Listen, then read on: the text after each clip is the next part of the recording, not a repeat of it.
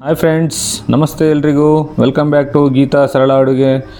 ನಾವಿವತ್ತಿಲ್ಲಿ ಉಪ್ಪಿಟ್ಟು ಖಾರ ಬಾತ್, ಉತ್ತರ ಕರ್ನಾಟಕ ಸ್ಟೈಲ್ ಉಪ್ಪಿಟ್ಟು ಹೇಗೆ ಮಾಡೋದು ಅನ್ನೋದನ್ನು ತೋರಿಸ್ಕೊಡ್ತಾ ಇದ್ದೀವಿ. ಇದು ಮದುವೆ ಸಮಾರಂಭಗಳಲ್ಲಿ ಮತ್ತು ನಾರ್ಮಲಾಗಿ ಡೈಲಿ ಹೋಟೆಲಲ್ಲಿ ನಮ್ಮ ಕಡೆ ಉತ್ತರ ಕರ್ನಾಟಕ ಸ್ಟೈಲಲ್ಲಿ ಇದೇ ರೀತಿ ಉಪ್ಪಿಟ್ಟನ್ನ ಮಾಡೋದು.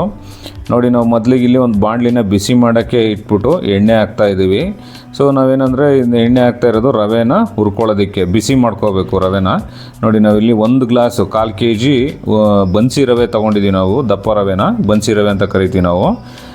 ಇದನ್ನು ಚೆನ್ನಾಗಿ ನೋಡಿ ತೋರಿಸ್ತಾ ಇದ್ದೀವಲ್ಲ, ಈ ರೀತಿ ಹುರ್ಕೋಬೇಕು. ಸ್ವಲ್ಪ ನಿಮಗೆ ಬಣ್ಣ ಬದಲಾಗಬೇಕು ಅಷ್ಟೇ. ಅದು ಸ್ವಲ್ಪ ಬ್ರೌನಿಶ್ ಇರೋ ಚೂರು ವೈಟ್ಗೆ ಆಗಬೇಕು, ಅಂದರೆ ನಿಮಗೆ ಫ್ರೈ ಆಗಿದೆ ಅಂದ್ಬಿಟ್ಟು. ನಂತರ ನಾವಿಲ್ಲಿ ಒಂದು ಪಾತ್ರೆನ ಇದು ರವೆ ಸಪ್ರೇಟು ಹುರಿದಿಟ್ಕೋಬೇಕು. ನಂತರ ಪಾತ್ರೆಗೆ ಸ್ವಲ್ಪ ಒಂದು 4-5 ಸ್ಪೂನ್ ಎಣ್ಣೆನ, ಅಡುಗೆ ಎಣ್ಣೆನ ಹಾಕ್ತಾಯಿದ್ದೀವಿ. ಸೊ ಇದಕ್ಕೆ ಒಗ್ಗರಣೆಗೆ ಮೊದಲೇ ಹಾಕ್ಕೋಬೇಕು. ಒಂದು ಅರ್ಧ ಟೇಬಲ್ ಸ್ಪೂನು ಸಾಸಿವೆ ಹಾಕ್ಕೊತಾ ಇದ್ದೀವಿ. ನಂತರ ನಾವಿಲ್ಲಿ ಇದಕ್ಕೆ ಜೀರಿಗೆನೂ ಆಪ್ಷನಲ್ಲು ಹಾಕ್ಕೊಂಡ್ರೆ ಹಾಕ್ಕೋಬೋದು, ನೀವು ನಿಮ್ಮ ಇಷ್ಟ.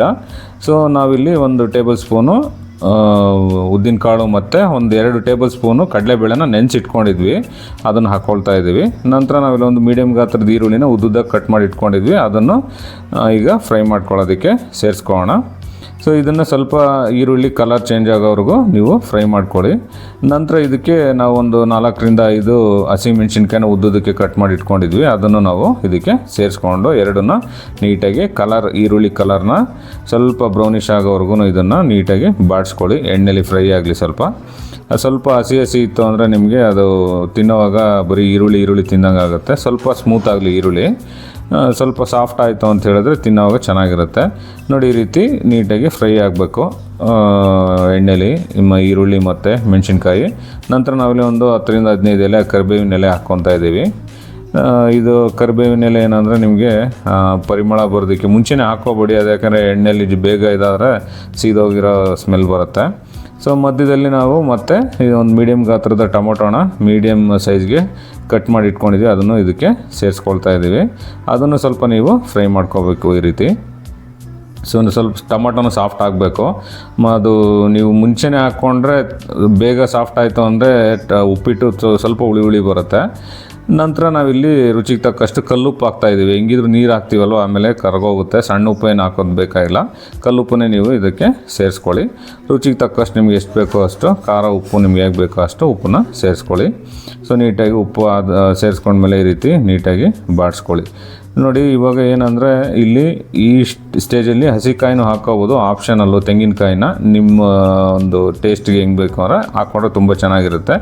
ನಂತರ ನಾವಿಲ್ಲಿ ಈಗ ಫ್ರೈ ಆಗಿತ್ತಲ್ಲ ಎಲ್ಲ, ಇವಾಗ 1 ಗ್ಲಾಸ್ ರವೆ ತೊಗೊಂಡಿದ್ವಿ. 1/4 kg ಉಪ್ಪಿಟ್ಟಿನ ರವೆಗೆ ನಾವು 2-3/4 ಗ್ಲಾಸ್ ನೀರು ಹಾಕ್ತಾಯಿದ್ದೀವಿ. ಅಂದರೆ 2 ಗ್ಲಾಸ್ ಹಾಕಿದ್ರೆ ತುಂಬ ಉದುರುದ್ರಾಗುತ್ತೆ. ನಾವು ಅದಕ್ಕೋಸ್ಕರ 2-3/4 ಗ್ಲಾಸ್ ತೊಗೊಳ್ತಾ ಇದ್ದೀವಿ. ಅಂದರೆ ಸ್ವಲ್ಪ ವಯಸ್ಸಾಗಿರೋರು ಮನೇಲಿದ್ದರೆ ಸಾಫ್ಟಾಗಿ ಬರಬೇಕು ಅಂತ ಹೇಳಿದರೆ ಸ್ವಲ್ಪ ನೀರು ಜಾಸ್ತಿ ಹಾಕ್ಕೋಬೇಕು.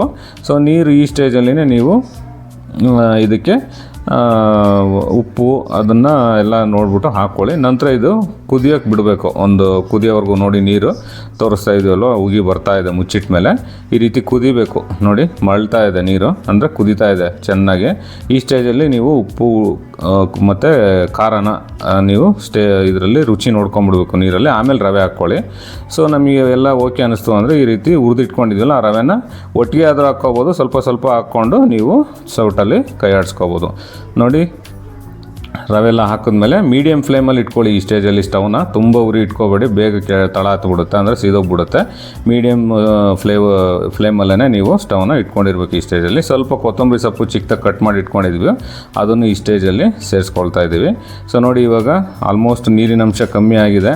ಈ ಸ್ಟೇಜಿಗೆ ಬಂದಾಗ ನೀರಿನಂಶ ಎಲ್ಲ ಸ್ವಲ್ಪ ಹೀರ್ಕೊಂಡ್ಮೇಲೆ, ರವೆ ಬೆಂದಾದಮೇಲೆ ಸ್ವಲ್ಪ ನೀವು ಹುಳಿಗೆ ತಕ್ಕಷ್ಟು ನಿಮಗೂ ನಿಂಬೆಹಣ್ಣು ಅಥವಾ ಹುಣಸೆ ಹುಳಿನೂ ಹಾಕ್ಕೋಬೋದು ಈ ಸ್ಟೇಜಲ್ಲಿ. ಹುಣಸೆ ಹುಳಿ ಹಾಕ್ಕೊಂಡ್ರೆ ಇನ್ನೂ ಟೇಸ್ಟಾಗಿರುತ್ತೆ. ನಾವು ಇಲ್ಲಿ ನಿಂಬೆಹಣ್ಣು ಯೂಸ್ ಮಾಡ್ತಾಯಿದ್ದೀವಿ.